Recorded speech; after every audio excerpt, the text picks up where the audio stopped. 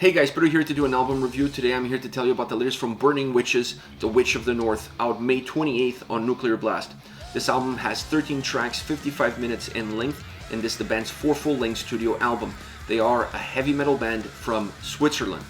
Now this album has a classic structure, classic to the bands that influence Burning Witches, and classic to Burning Witches because I felt like they took the mold of previous records and they put it into this album.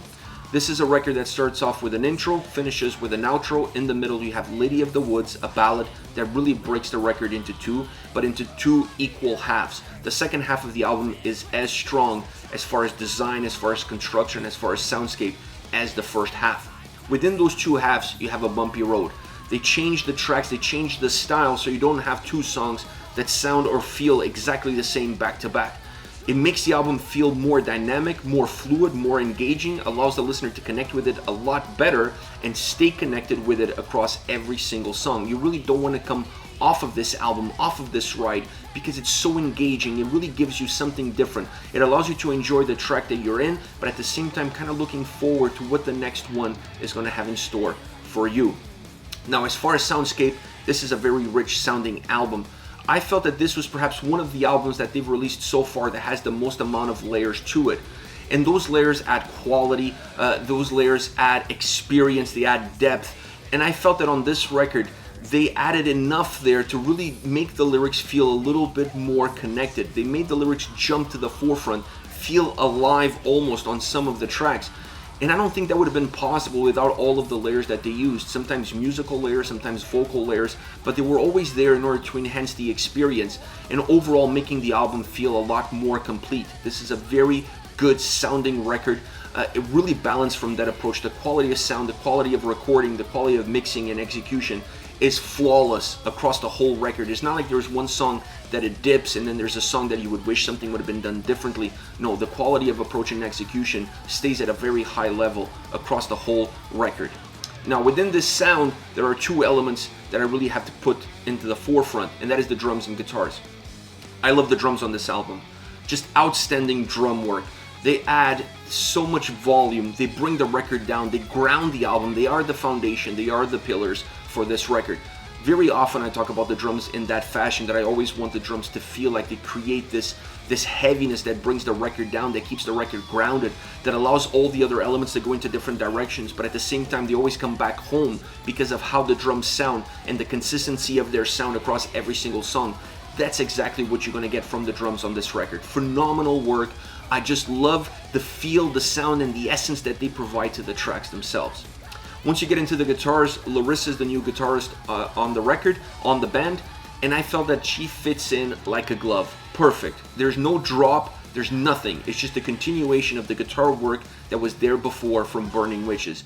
There was nothing that really changed or that became really obvious, at least from a negative perspective as far as the guitars are concerned, as far as the solos, the leads, the melodies, nothing. Everything stayed moving in the same direction, at the same rhythm, at the same pace.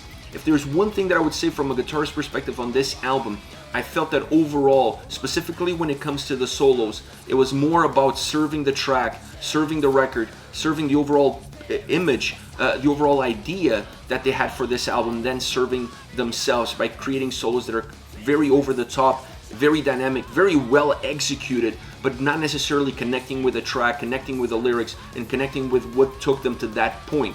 On this record, I felt that they took a slight different approach to how they executed the solos and how the guitars were used on some of the tracks. It was more a thought process put into that we wanted to create elements that really enhance the overall experience for the listener, but stay connected with what the song was all about and not necessarily serve the guitar player behind it by creating something that just allows them to shine but doesn't stay connected with the overall big picture. Vocally is perhaps the piece of this album where I felt that it was a little bit more outside the box than what I was expecting, and definitely from what we got in the previous record. I think Laura is phenomenal, and perhaps there was some jitters with the previous album. It was her first album with Burning Witches. I think those jitters are gone. It felt to me that she was more organic on this record, that she was more at home, she was more at ease, that she was comfortable in her surroundings and the people that she has around her and her role within the band. Her range on this album is just outstanding. I love the grittiness that she brings to the forefront in some of the songs. Really adds a punch. It really adds some heaviness, even though her voice is not necessarily heavy in nature, but the grittiness that she has adds a little bit of a dirty sound to it, and I love that aspect. Her range is on full display. She gives you the high end of her range and the low end of her range throughout the album. She's not afraid of trying different things within songs themselves, changing the direction, changing the style, changing the tone, changing the approach. I just fell in love with the vocals on this album overall. I think it's the most dynamic sounding album from a vocal perspective, at least since Laura's been with the band, and it definitely shows that she's getting into her own, that she's feeling comfortable, like I said, with her surroundings. And this album, you can start to see where she can go next, the things that she can do. Her range is phenomenal. She has great tone, great delivery, great idea of what the songs call for, and she put it all on the table as far as this record is concerned. Overall, I really enjoyed this album. I really love this album. The only thing about this record that I wasn't a huge fan of is the duration of the album. I feel like the album is perhaps a little bit too long. It overstays its welcome a little bit. Now, I can understand the fact that there's a lot of tracks because you have an intro, you have an outro, there is an interlude track, and you want to break up the album in a way that works for you as far as the listener who's going to sit down and listen to the whole record, but it's also going to work for the listener who's going to stream the album and perhaps do piecework, listen to a song here and a song there. So from that perspective, I can understand how the track list is put together and how you have to break out some of these intros and outros out of the songs that came after and the song that comes before. So I totally understand that. But the duration of the album for a band that has this sound and this style and this approach, I would have liked it to see around the 45-minute mark. Once you start to push into that 1 hour mark, it starts to really become a little bit overbearing, a little bit too much to handle if you are a listener who's going to sit down and listen to the whole record from the beginning to the end. You want the album to stay fresh. You want the experience to be one that by the time you finish the record, you're ready to listen to it again and not just go back and listen to perhaps your favorite songs.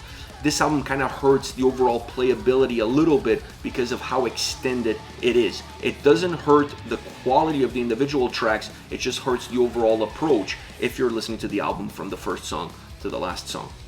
Now, as far as favorite tracks are concerned, starting off with Tainted Ritual, chunky guitar riffs, the drums create this really big, thick wall of sound. They become the backbone of how this whole track comes across. It's a song that's heavier, more methodic in the verses, more melodic, more catchy in the chorus. The change happens both musically and vocally, but the split approach is not really abrupt. It feels very smooth, or at least it feels very organic in how it happens and how it comes across. It's a song that has great solo sections. They really allow the song to breathe. They extend the song, they make the song a little bit longer, but they're necessary in order for you to get the full essence of what this track has in store for you.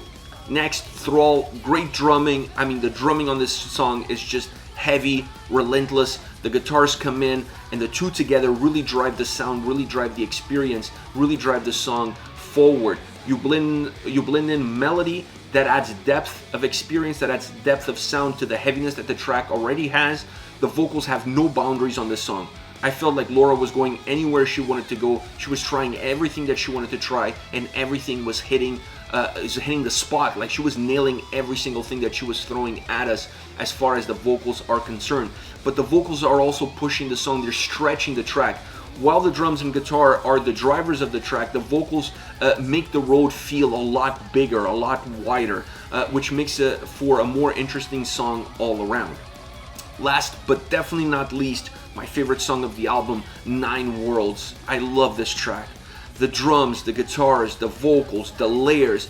The vocal layers are incredible. They have these, almost sounds like witches screaming, singing with a very squeaky voice. Those backing vocals are absolutely phenomenal because they bring the lyrics to life. They bring the story of the song to life. You really feel it.